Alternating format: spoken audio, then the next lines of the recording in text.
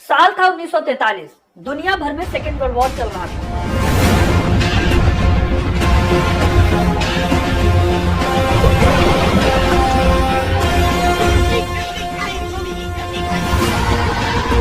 सबसे बड़ी हाईलाइट थी हिटलर और उसकी नाजी सेना, जिसने 60 लाख यहूदियों को गैस चैम्बर में डालकर मार दिया।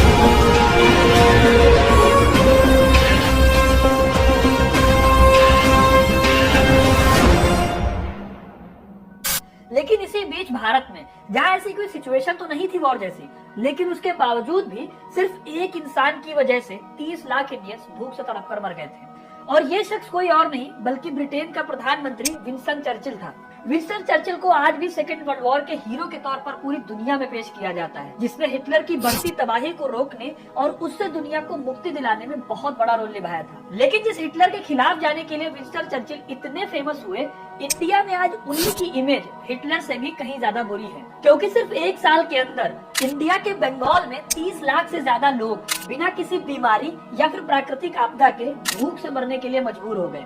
इस पूरे अकाल को बंगाल अकाल 1943 के नाम से जाना जाता है, लेकिन ये अकाल सूखे की वजह से नहीं बल्कि विंस्टन चर्चिल की वजह से आया था। तो आखिर विंस्टन चर्चिल 30 लाख मौतों का जिम्मेदार कैसे बना, आइए उसे जानते हैं। भारत सदियों से ब्रिटेन का गुलाम रहा है। इसके निवासियों को आजादी के सपने देखने का कोई अधिकार नहीं है। ब्रिटिश साम्राज्य इतना शक्तिविहीन नहीं हो गया कि वो भूखे नंगे भारतवासियों को कुचल ना सके। ये वो लाइनें हैं जिसे विंस्टन चर्चिल ने अपने देश की संसद में तब कहा था जब बतौर प्रधानमंत्री उससे भारत को आजाद करने की बात कही जा रही थी। दरअसल चर्चिल एक इंपीरियलिस्ट लीडर था जो सिर्फ व्हाइट लोगों को ऊंची नस्ल मानता था, बिल्कुल हिटलर की तरह, जो सिर्फ आर्यों को ही दुनिया की सबसे अच्छी नस्ल यानी कि रेस मानता था।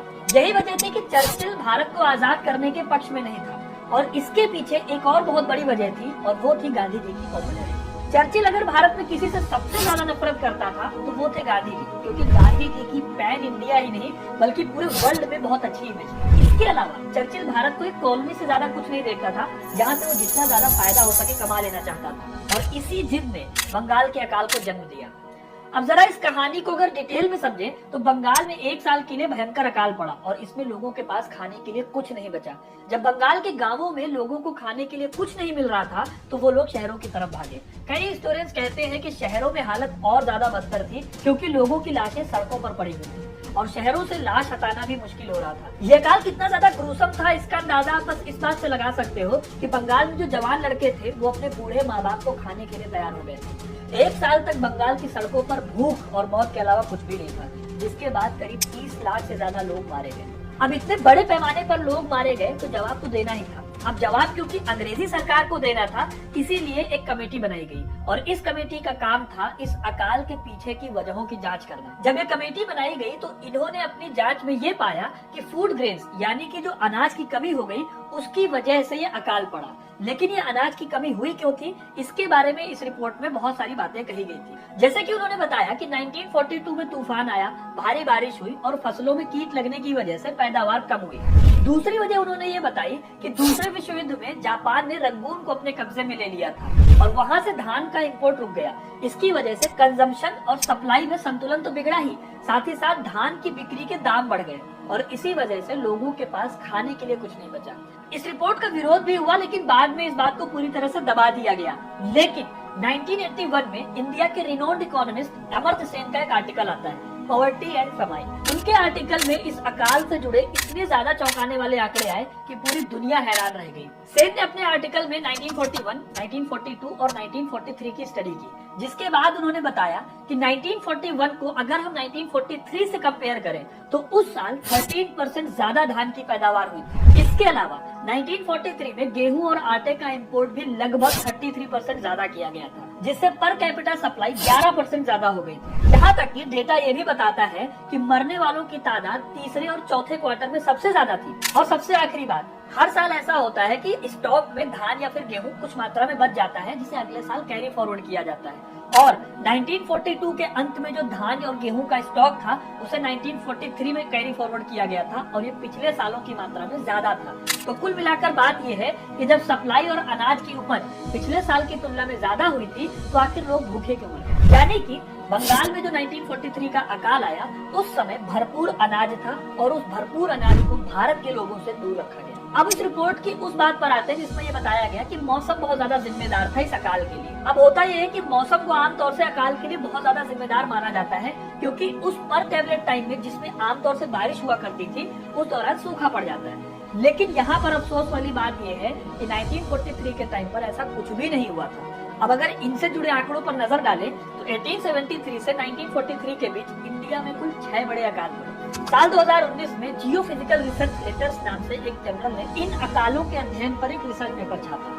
रिसर्चर्स ने सिमुलेशन के जरिए सॉइल की ह्यूमिडिटी यानी मिट्टी में जो नमी होती है उस पर रिसर्च के स्टैटिस्टिक्स पेश किए। अब आप ये बात समझिए कि मिट्टी में जो नमी होती है वही ये तय करती है कि आखिर में सूखा पड़ा है या फिर नहीं। इस रिसर्च के हिसाब से 1896 और 97 में जो अकाल पड़ा था तब नॉर्थ इंडिया में मिट्टी की ह्यूमिडिटी में करीब 11% की कमी पाई गई थी, यानी अकाल और बारिश की कमी में डायरेक्ट रिलेशन स्टैब्लिश हो रहा था। अब जो बात आपको हैरान करेगी वो ये कि जो भी बाकी 5 अकाल पड़े इंडिया में उस समय जो नमी थी मिट्टी में वो कम थी, लेकिन 1943 में जो अकाल पड़ा उसमें ह्यूमिडिटी एवरेज से ज्यादा थी।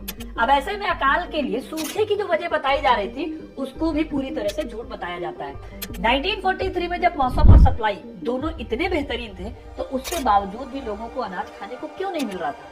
और इस सवाल के असली जिम्मेदार और इस सवाल का असली जवाब है सर विंस्टन चर्चिल। अब ये तो मैंने वीडियो के शुरू में आपको बताया था कि पूरी दुनिया में इस टाइम पर सेकेंड वर्ल्ड वॉर चल रहा था और इस वक्त भारत के हिस्से का जो अनाज था वो चर्चिल ने भारत में नहीं दिया बल्कि युद्ध लड़ रहे अंग्रेजी सैनिकों के पास भेज दिया।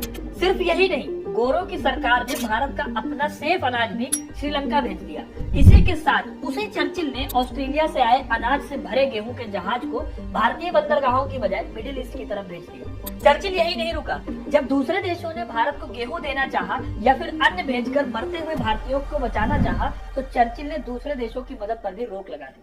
चर्चिल ये सब करता गया और बंगाल में हर दिन भारतीय भूख से मरते रहे। मीडिया रिपोर्ट्स बार बार इस बात का जिक्र करती रही कि जब चर्चिल से अधिकारियों ने बहुत जोर देकर कहा कि भारत में लोग मर रहे हैं तो उसने भारत के वायसराय को एक चिट्ठी भेजी जिसमें चर्चिल ने कहा गांधी अभी तक मरे क्यों नहीं। अब चर्चिल की इस पूरी घटना को डिटेल में समझते हैं तो पूरा जो बंगाल का अकाल था वो सिर्फ सरकार की लापरवाही की वजह से हुआ, क्योंकि वो हालात का सही असेसमेंट नहीं कर पाए और साथ ही साथ डिलीवरी अरेंजमेंट का काम भी सही ढंग से नहीं कर सकी। 1943 के शुरुआती महीनों में जब हजारों लोग मर रहे थे, ब्रिटिश सरकार ने किसी भी प्रकार के रिलीफ प्रोग्राम को शुरू नहीं किया, बल्कि अकाल जैसी किसी हालत को वो मानने को भी इनकार कर रहे थे। इसके अलावा सरकार नहीं चाहती थी कि ये बात किसी को पता चले और इसी वजह से अलग अलग राज्यों से फूड की सप्लाई पर भी रोक लगा दी गई।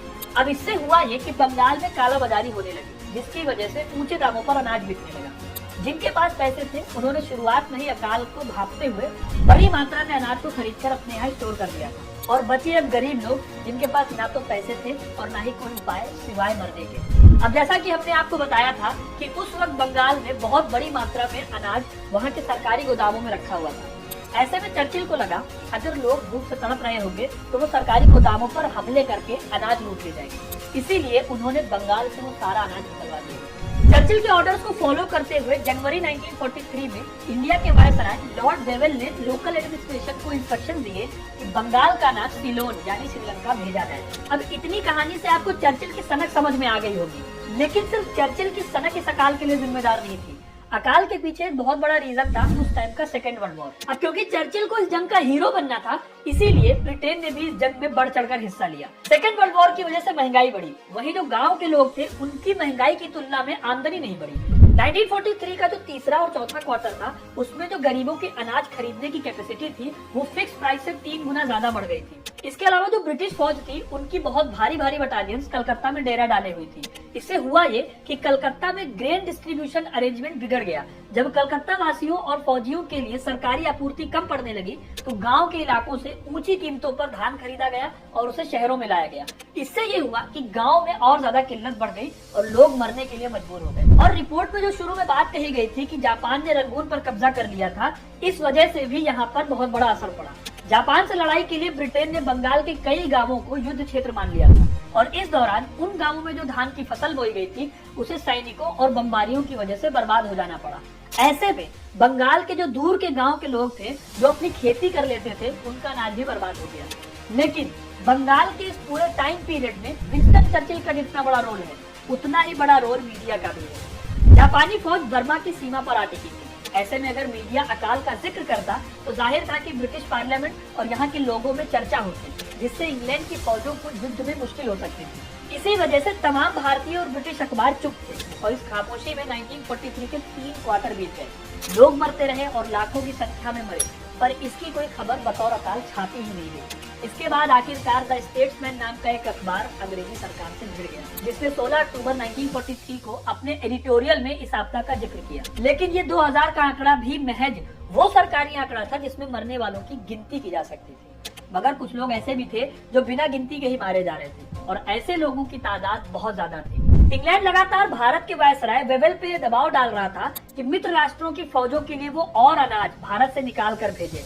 वेवेल ने इंग्लैंड के प्रधानमंत्री विंस्टन चर्चिल को बंगाल की हालात के बारे में बताया था कि यहाँ पर लोग खाने के बिना मर रहे हैं। तो चर्चिल ने जब ये बात सुनी तो गुस्से में उन्होंने ये कहा कि गलती हिंदुस्तानियों की है जो खरगोश के जैसे बच्चे पैदा करते हैं। ये वो दौर था जब वायसराय वेवेल की इंडिया में पोजीशन बहुत खराब थी। ना तो कांग्रेस उनकी सुन रही थी, ना तो मुस्लिम लीग उनकी सुन रही थी। और इसी टाइम पर गांधी के भारत छोड़ो आंदोलन ने गवर्नमेंट मशीनरी को पटरी से उतार दिया था। वेवेल अपनी कुर्सी को बचाने के चक्कर में इसी वजह से अपनी बात को आगे नहीं बढ़ा रहे थे और इसका रिजल्ट ये रहा कि तीसरी तिमाही में अनाज के दाम आम लोगों की पहुंच से बाहर हो गए। लोगों को धान नहीं मिला, भूखे लोगों के जत्थे धान लूट रहे थे। सड़कों के किनारे भूख से मरे हुए लोगों की लाशें पाई जा रही थी। सड़कों पर लोग धान मांगते देखे जा सकते थे।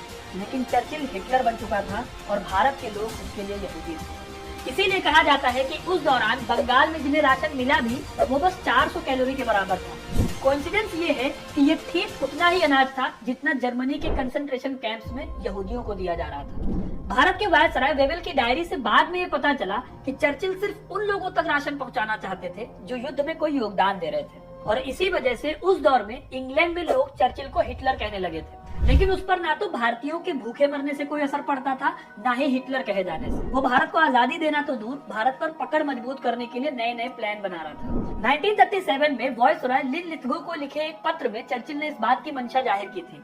उनके हिसाब से इंडिया पर अपनी पकड़ मजबूत करने के लिए जरूरी था कि बाबू क्लास को पूरी तरह से खत्म कर उनकी जगह पर ब्रिटिश अधिकारी अपॉइंट किए जाए। युद्ध खत्म होने के बाद वो इंडिया में 1,60,000 अंग्रेजी कोच, इतने ही अंग्रेजी पुलिस अफसर और 8 लाख भारतीय पुलिस वाले तैनात करने की सोच रहे थे, जिससे भारत पर चर्चिल की पकड़ मजबूत हो सके। असल में चर्चिल को सिर्फ इस बात से मतलब था कि भारत के रिसोर्सेज को कैसे लंबे समय तक चूसा जा सके। इसकी वानगी 1943 के बंगाल में पड़े अकाल के दौरान उनके बयान और उनकी पॉलिसीज में दिखाई देती है। इस अकाल की कोई खबर ब्रिटिश जनता तक नहीं पहुंचने दी गई और इस अकाल में हुई मौतों का इल्जाम लोकल लैंडलॉर्ड्स, जमाखोरों और कुछ हद तक मॉनसून की कमी पर लगाया गया। लेकिन द स्टेट्समैन ने जो खबर छापी उसके एडिटोरियल ने अंग्रेजी संसद में बैठे लोगों को जगा दिया। और तो और इंग्लैंड की रानी भी होश में आई और उन्होंने सरकारी मशीनरी की तरफ से बंगाल की ओर सहायता पहुंचाने के लिए आदेश दिए। सबसे अच्छी बात यह रही कि अगली फसल की कटाई हो गई, जिसकी वजह से धान की अवेलेबिलिटी फिर से कायम हो गई और यह अकाल धीरे धीरे जाकर खत्म हुआ। इसीलिए ऐसा कहा गया कि अगर उस वक्त डेमोक्रेटिक फोर्सेस भारत में होती तो सरकार के अफसरों का अकाल के प्रति नजरिया इस कदर लापरवाही का नहीं होता। ऐसे में मेहरबानी है कि आज भारत में अनाज की कमी से अकाल नहीं पड़ते, वरना तो लोकतंत्र अब भी काम नहीं कर रहा होता। खैर, चर्चिल के इतने बड़े नरसंहार के बावजूद भी उसे कुछ नहीं हुआ। इन सब बातों के बावजूद इस बात से कतई इंकार नहीं किया जा सकता कि ब्रिटेन के लिए चर्चिल हीरो थे, लेकिन भारत में उनकी नीतियों का असर हिटलर की नीतियों से कम नहीं हुआ था। अब अगर ये मान भी लिया जाए कि उनकी ऐसी कोई मंशा नहीं थी, तब भी 30 लाख लोगों की मौत के लिए उनकी कुछ जिम्मेदारी जरूर बनती है। अब कहा यह भी जाता है कि अगर 1945 में चर्चिल को बतौर प्रधानमंत्री हार नहीं मिलती तो हो सकता है कि भारत को आजादी के लिए और इंतजार करना पड़ता। चर्चिल भारत की आजादी के बिल्कुल खिलाफ थे। उनका ये मानना था कि रेसेस में व्हाइट ही सबसे बेस्ट है। ऐसे में जब लॉर्ड माउंटबेटन को भारत का आखिरी गवर्नर जनरल बनाकर भेजा गया तो उस समय विंस्टन चर्चिल ब्रिटेन के प्रधानमंत्री नहीं थे, लेकिन तब भी भारत को आजादी देने का उन्होंने सख्त विरोध किया था। भारत आने से पहले माउंटबेटन जब उनसे मिलने गए तब चर्चिल ने उन्हें कहा था, तुम ब्रिटिश एम्पायर को भारत से खत्म करने जा रहे हो। एम्पायर डिसॉल्व करने के इस प्रोसेस में मैं तुम्हें सपोर्ट नहीं कर सकता। उनका मानना था कि ब्रिटिशर्स के लिए यूरोप के बाद इंडिया सबसे अच्छी जगह होगी, इसलिए इसकी देखभाल का काम एक डिवाइन मिशन के तहत अंग्रेजों को सौंपा गया है और ऐसा करना उनकी भगवान के प्रति रिस्पॉन्सिबिलिटी है और इसी को कहीं ना कहीं the white man burden theory भी कहा जाता है। लेकिन चर्चिल के बारे में कांग्रेस के बड़े लीडर और स्कॉलर शशि थरूर ये कहते हैं कि चर्चिल को वार्निंग में सेक्स से ज्यादा आनंद आता था, लेकिन उनके अंदर कोई एथिक्स नहीं बची हुई थी। थरूर ने इस बात का भी जिक्र किया जिसमें चर्चिल ने अपनी बहू को एक अमेरिकन एम्बेसडर के हाथों सौंप दिया ताकि अमेरिका ब्रिटेन की मदद करता रहे। ऐसे में इन सब बातों से यह तय हो जाता है कि इंडिया के नजरिए से चर्चिल हिटलर, मुसोलिनी और स्टालिन जैसे तानाशाहों की लिस्ट में एक और नाम है। आपके इस मामले में क्या राय है, हमें कमेंट करके